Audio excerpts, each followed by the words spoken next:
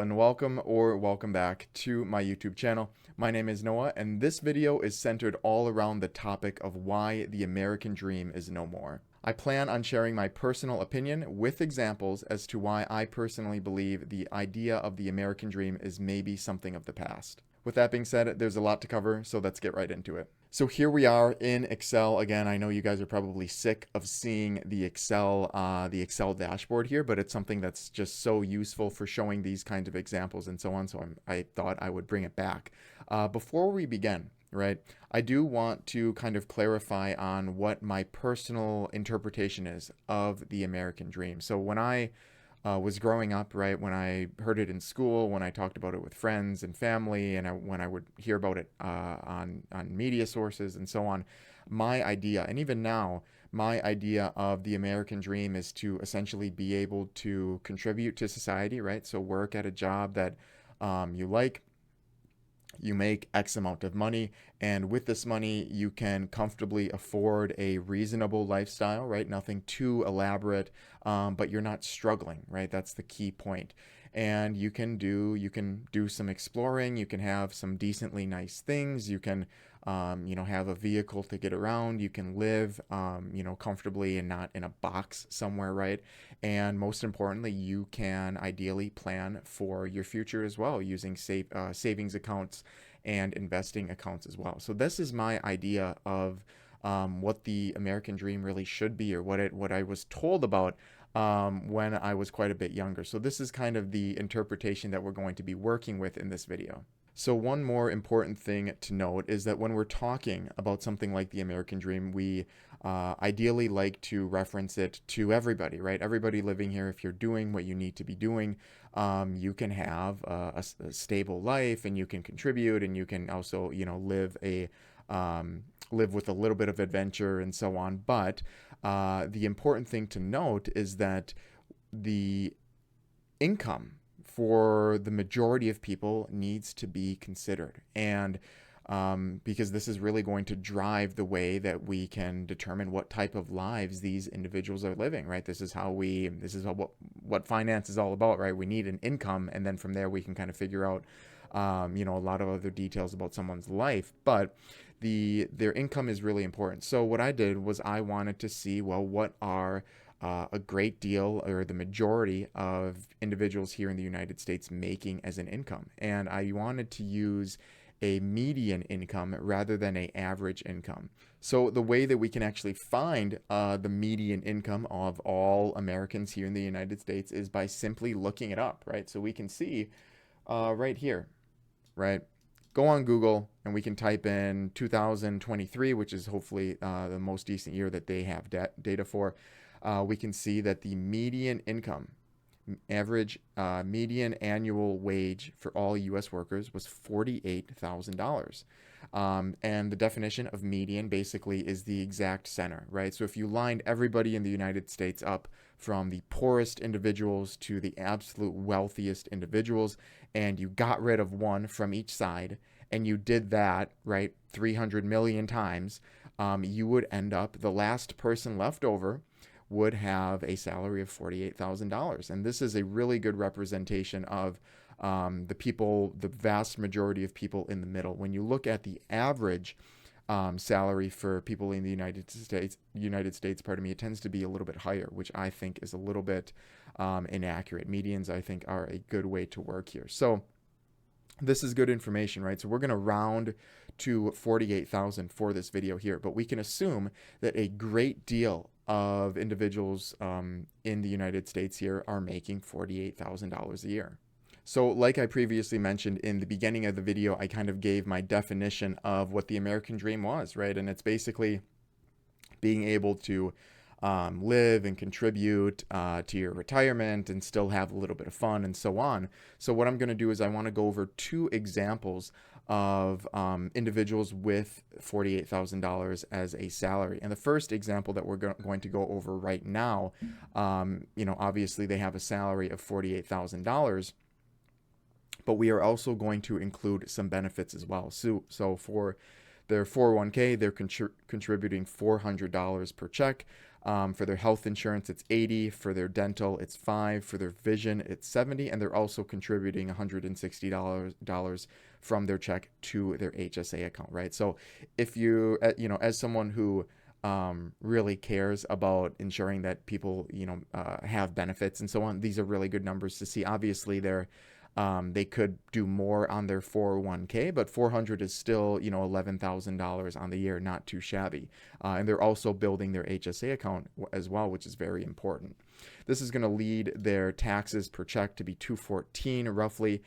So their take home is going to be 916. Monthly, that's going to be just under $2,000. So take home annually, it's going to be $23,000, which isn't that much money if I'm being quite candid, but they're contributing to their retirement and HSA, and they also have benefits, right? So that's something that is part of this quote unquote American dream, in my opinion, right? We don't want to contribute $5 to the 401k, right? We want it to be enough to hopefully build a comfortable retirement, because that's kind of in the definition of the American dream as well. So this is really good. Now that we know how much money we have left over, we can try to structure a life for this individual, right? We have $23,000 to work with. So I'm going to start with some essential expenses here, and we're going to kind of see where things end up.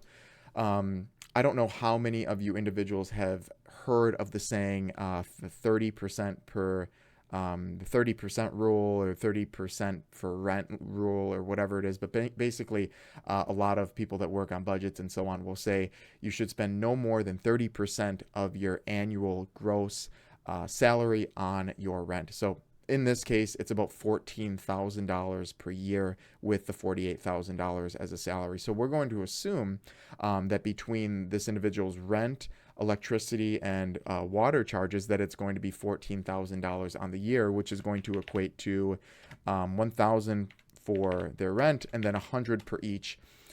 $100 for electricity, and then $100 for water, right? $14,400. So this is good, right? So we're following their rule of no more than 30%.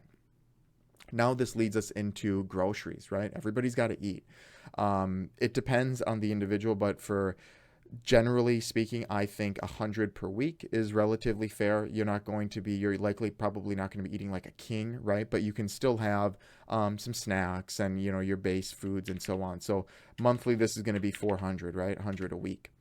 A vehicle, let's say maybe this individual, they have a vehicle, right? We have to get to work. We live in a vehicle dominant society. That could be good or bad the way you're looking at it, depending on the way you look at it.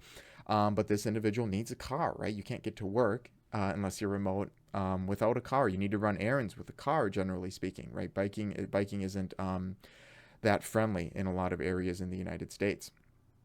So they have a vehicle, right? So maybe we make it, maybe it's a cheaper vehicle. It's $300 a month. They got a good deal on it, or whatever it is. They need gasoline for their vehicle. It's not an EV, and they'd still have to pay for electricity charges. But let's maybe say this is conservative. They pay $50 every 2 weeks for a tank of gas. I think that's pretty fair. We're going to omit having a child. More into that later. We're also going to assume that they don't have any medical expenses, right? So they're very healthy, right? They're a healthy individual. Let's say they don't have a pet either. I'm really cutting them a lot of slack here. Student loans, maybe we cut them some slack. Maybe they don't have student loans, right? They didn't go to college. Other debt they don't, and then maybe let's say they pay $30 a month for their phone. Now, look at what happens, right? So our total at this point with these expenses, which in my personal opinion are very conservative, total $24,000. That's more than the $23,000 that we had available, right? So this is a red flag, right? If it's not on the screen, this is a very red flag. We're spending or we're preemptively spending more money than we have to take home, right? And the important thing to note is that we haven't even gotten into anything else. We haven't gotten into discretionary expenses. We haven't gotten into entertainment, beauty, fitness, miscellaneous, dining out, and we haven't gotten to saving or investing outside of our 401k, which I think is really important as well. I might get into that later. But this is enough right here. If we're already going negative, just with our preemptive essential expenses, I mean, how is this supposed to work, right? Imagine if this individual did have student loans, and they paid 150 a month for student loans, right? And even we're $2,300 negative. So where is this extra money going to come from? And the answer is that a lot of people are going to take it out of their contributions to their 401k, for example, to their HSA, for example, as well. So now we're going to look at an individual who doesn't contribute to their 401k or their HSA, right? So they still ensure that they've got healthcare benefits. This is, obviously extremely, extremely important. But they opted out of their retirement benefits, which is something that I see quite a bit, in order for them to be able to have extra money to start being able to pay for non-essential expenses and to hopefully save and invest elsewhere. So now I took those out, right? So everything's going to be pretty much the same, right? So they have $1,000 in rent, and maybe they have a little bit of student loans, as a lot of individuals do. And this is all fine and dandy, but now they have $9,300 left over. Because in this example, they're not contributing to their 401k or their HSA. Pretty big red flags, in my personal opinion, but this is the median income of individuals here in the United States, right? So we got to try to make it work. So now we can start putting some expenses in for our non-essentials, right? So discretionary, right? These are our clothes, our shoes, our watches, kind of more of our fun stuff, right? So I think, generally speaking, this doesn't need to be exorbitant. I think it can be relatively modest, and maybe monthly it's $100, right? That's not much. It's only $25 a week on, on that kind of stuff. And, it turns out shirts are like $50 nowadays, apparently. So that I think this is relatively modest. Entertainment, maybe let's throw another 100 in there just for example. Maybe their beauty is 20, fitness is 20 per month, a cheaper gym. Miscellaneous expenses always come up. Maybe those are 100 as well. And maybe dining is 100 as well, right? So now we have some non-essential expenses in there, and we still have a little bit of money left over. And when I do say a little bit of money, it is really only $4,000. Which, in my personal opinion, if we're in the position where we're going to start allocating money to saving and investing. If you split it down the middle, $2,000 to saving, $2,000 to investing, it's really not substantial, right? I don't think being able to save $2,000 every single year is going to amount to that much, especially when it gets into retirement. So now again, we're in a position where we're not fulfilling this quote unquote an aspect of this American dream, right? Where is the future planning here, right?